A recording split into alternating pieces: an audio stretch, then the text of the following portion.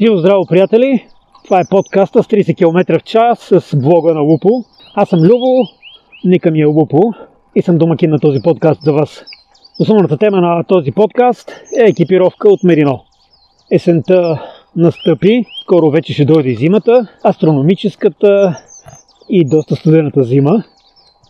Аз лично съм привърженик 365 дни в годината да карам на открито и супер се кефя, но за да бъде кеф карането на минус няколко си градуса, добрата екипировка е от голямо значение и тук точно е времето да си поговорим за Мерино.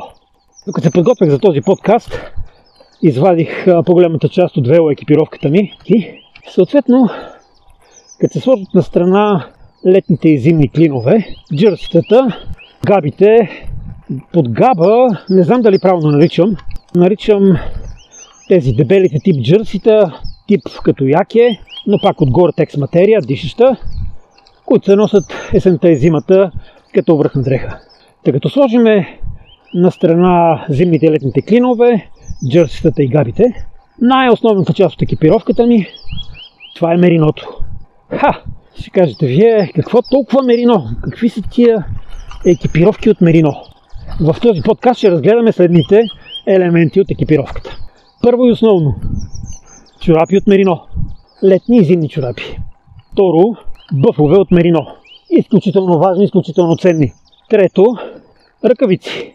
Да, ръкавици от Мерино.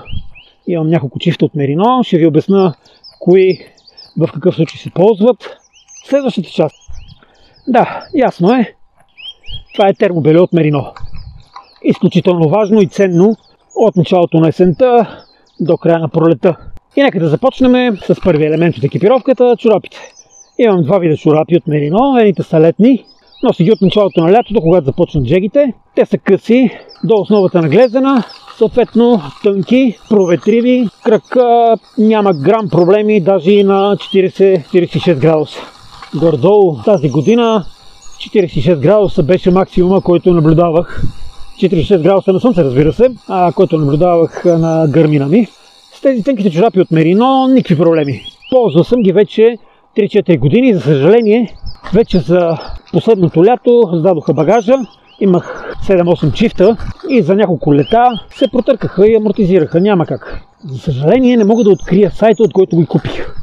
Изключително доволен съм и ако мога да намеря същия модел, ще ги купя. Ще се опитам да потърся отново и ще публикувам линк към тези летните велочорапи от Мерино, които ползвам, ако ги намеря в блога.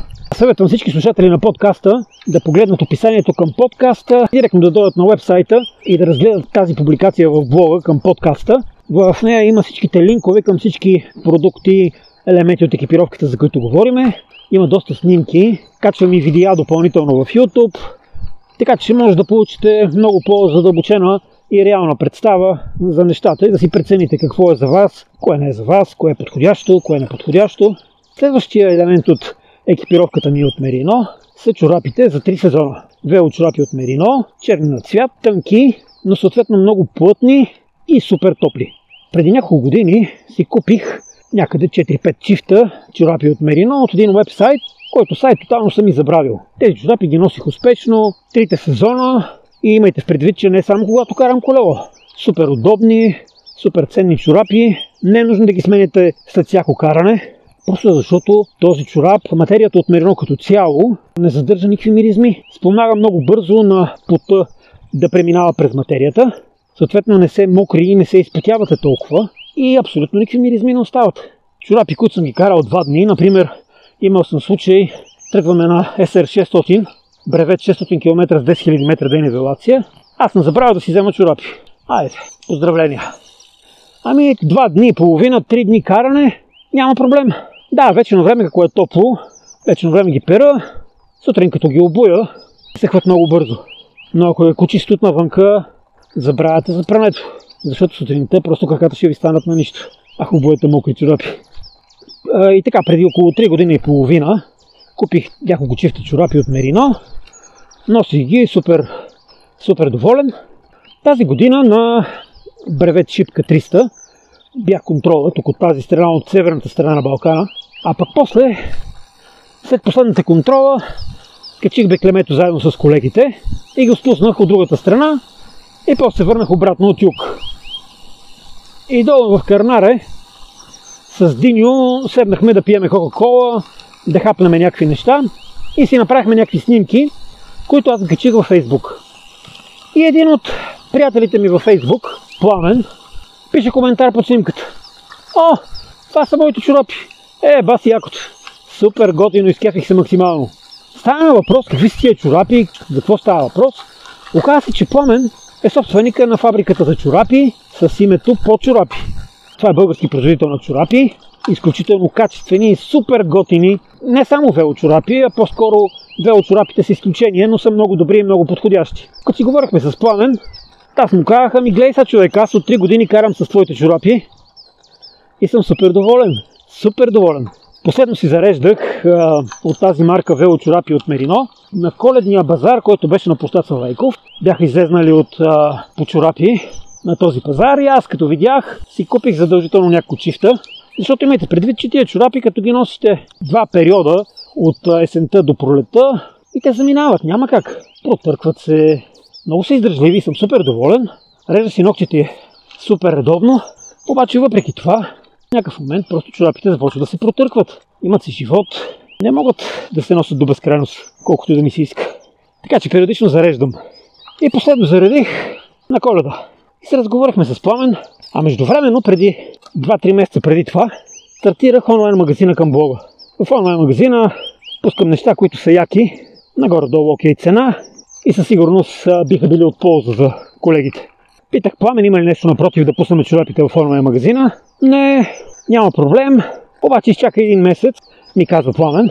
Имаме специална изненада, за която обаче сега точно не искам да говоря. След 1 месец получавам съобщение от Спиди, че имам пратка. Отивам, какво да видя? Един чифт велочорапи за катерачи и един чифт велочорапи за велосипедисти фотографи. Аз, който обожавам да снимам, като карам колело, снимките на един хубав залез, на един хубав изгрев, това е едно от най-ценните неща на всеки един бревет, така че спирам и снимам с кеф. Така че Пламен просто ме беше оцелил максимално. А баирчетата, да, ясно. Чорапите му имат една особеност. При баирчетата до 3%, чорапите му дават около 25 вата предимство.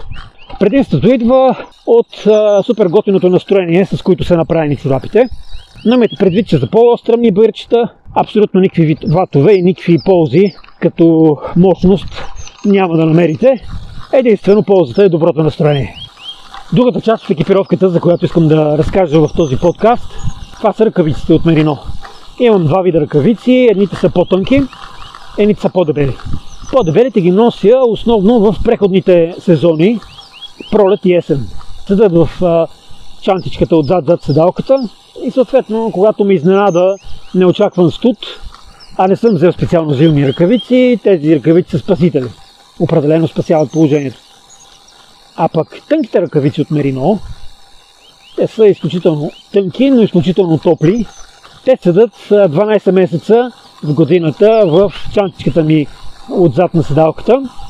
И съответно в дни като днес, когато стартираш рано към 7 часа и още 5-6 градуса, слагам тези ръкавици под ръкавиците без пръсти, с които карам обикновено, докато още не са започнали студовете. Слагам тънките ръкавици и съответно, като се стопли времето, ги свалям. По този начин не ми примръзват ръцете и се чувствам супер добре. Тънките ръкавици от Мерино съм ги купил от Decathlon. Те са от марката Ford Class. Не знам дали точно така се произнася марката. Със сигурност в уебсайта ще сложа линкове и към ръкавиците, и към цялата гама от Мерино на Decathlon. Изключително добри има. Изключително добри падения, за които ще разкажа след следващите минутки. Ръкавиците мисля, че струваха около 20 лева. Със сигурност си струват всяка една стотинка. Единственият проблем, който имам с тези ръкавици, е, че се изтъркват с течение на времето на върха на пръстите. И то не е на върха на пръстите, където са ногтите, да кажете лупо не си реже ногтите. Търкат се там, където са възглавничките, явно като се пипа кормилото и се протърква материята. Не знам защо така. Изключително неприятно, имам 2 чифта и 2 чифта там се късат. Трябва да се слагат някакви парчета, с които да се подсилват точно там на възглавничките и всичко вече е окей. Значи това е минус със сигурност на ръкавиците.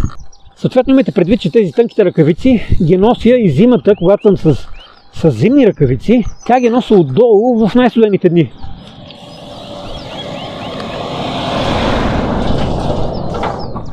Оп, един камион тук по деветачкото плато, натоварен догоре с дърва. Ужас, дървосекачите не спират. Тези тънките ръкавици ги нося 12 месеца в годината. Просто те седат, като не ги слагам на ръцете, седат в чантичката на колелото, те не взимат много място. Изключително ценни са, например, за рано сутрин при SR600, при спускания на дълги спускания като Беклемето, дълги студени, или пък Белмекен. Белмекен в SR600 дозина езера, съответно спускането е вечерно време и става студено задължително. Тънките ръкавици слагам под ръкавиците без пръсти и съм супер добре. Следващия задължителен и изключително важен елемент от екипировката ми от Мерино, това е бъфа.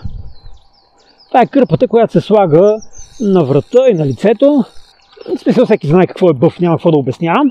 Бъфа от Мерино също ми е от Декатлон.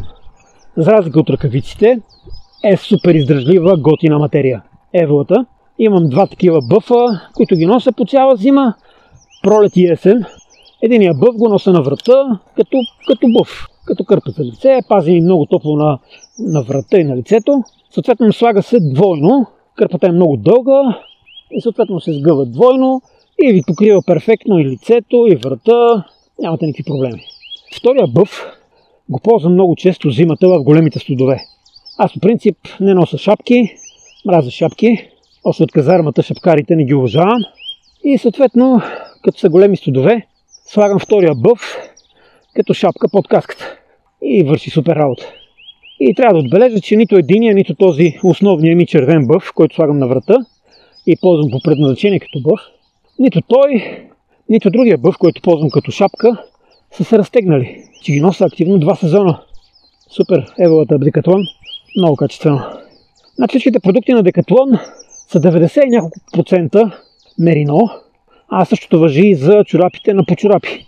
90 и няколко процента Мерино, останалата част са изкуствени нишки, които са изключително важни да поддържат цялата кройка, цялата материя да не се развлича и да не се амортизира лесно.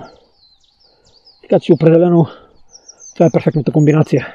Така, до момента разгледахме летни зимни чорапи, 4 сезонни ръкавици, есенно-пролетни ръкавици и бъф. Остана един от основните елементи от екипировката ми – термобельото. И джърси. Имам едно джърси от Мерино, пак купувано от Декатлон, обаче честно да ви кажа, това джърси не го препоръчвам. Така седя вкъщи, когато го карам и е топличко, съответно то се мокри, изпотявам се и не съхне така бързо, както термобельото ми от Мерино, също от Декатлон, от същата марка. Нещо с това джърси не е вред. Съответно, джобовете с някакви тежки копчета, с някакви капаци. Не знам кой дизайнер го е измислил това джърси, не става за нищо. Не си давайте парите за джърси от Мерино от Декатлон. Ако искате да имате джърси от Мерино, купете си от Bike24. Цените там не са прекалено много по-високи. Но ви съветвам задължително, вместо да си купувате джърси за есенно-зимния пролетния период, да си вземете от термобельото от Мерино. Горнище, с дълги ръкави. Супер доволен съм. Пак е от тази марка Ford Class, или там както се казва. Марка с Мерино продукти на Декатлон.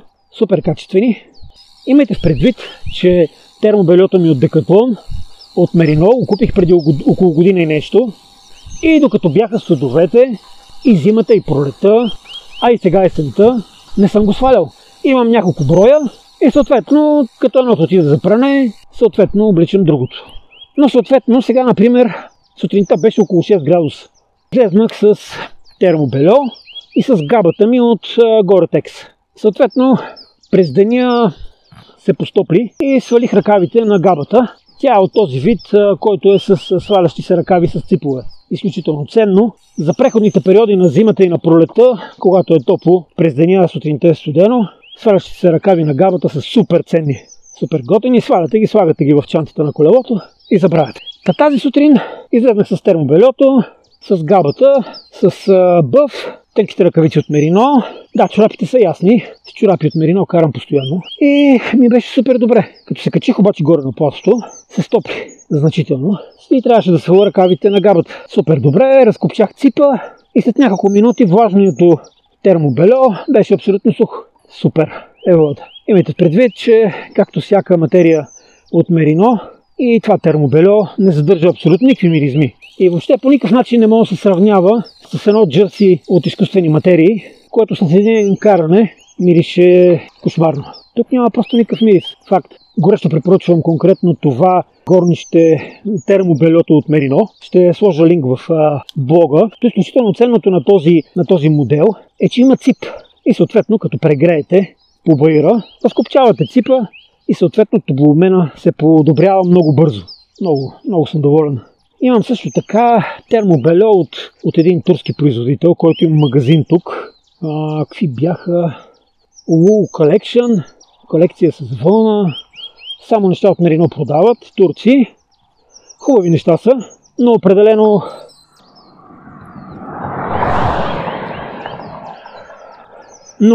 горнището на термобельото препоръчвам да си вземете от Decathlon. А съответно от тази марка имам долнище, пак термобельо от Мерино. Обличам го в изключително студените дни зимата. Когато се чертава, че ще караме на някакви температури от рода на минус 6, минус 8 градуса, тогава да, слагам зимния клин и отдолу слагам термобельото от Мерино и съм супер. Няма никакви проблеми. На това място искам да направя една скоба за нещо много важно, което пропуснах относно есенно-зимно пролетните чорапи от Мерино. Имайте предвид, че 4 сезона аз карам с велообувки, които са летни. Съответно, края на есента до края на пролета карам и с гамаши. А пък през останалото време имам едни гамаши, които са само на върха на пръстите. И тя ги слагам, ако нещо имам някакво спускане в планината, студено, ако вали дъжд и така нататък лятото, супер много топлят. А зимата ги прибирам тези парчетата и карам с цели гамаши. Те са от непромокаема материя, отвътре са с флис. Съответно, тези 3 сезонните велочорапи от Мерино, от които имам налично в онлайн магазина, цената е 7,90. С тези чорапи карам от началото на есента до края на пролета. И с летни обувки гамаши съответно. Супер добре, краката не се мократ, не се изпотяват и съответно поради тази причина и не мръзнат. Супер комфортно и съм супер доволен.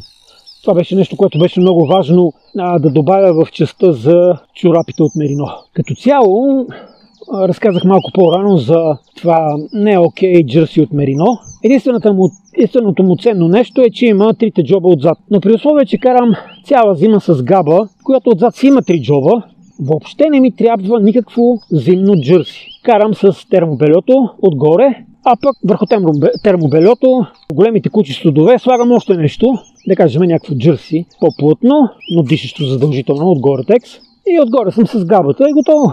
А когато има дъждове, например началото на март, беше бревет Резово 400 и какви дъждове имаше. Наистина. Затам единственото нещо, което ви спасява, това е дъждобрана. Няма 6-5, няма друго решение, качествен е дъждобран. За дъждобрани ще си говорим в друг подкаст и друго ревю, но да не пропусна, моят дъждобран е от, познайте откъде, от Decathlon. Много добър и съм супер доволен. Днес 6 ноември 2023 година. Сутринта беше доста хладно, но днес температурите стигнаха до 23 градуса. Супер горещо и приятно. Сега съм вече в края на деветашкото плато, по последното баирче. Предполагам, че се чува по очистеното ми дишане. Температурата вече 18 градуса. Предстои 20 няколко километра, готино и приятно спускане надолу. Настана време да си кажем до чуване, до следващия подкаст. Благодаря ви, че бяхте с мен. Аз съм Вулпо. Желая ви късмет и карай да е весело.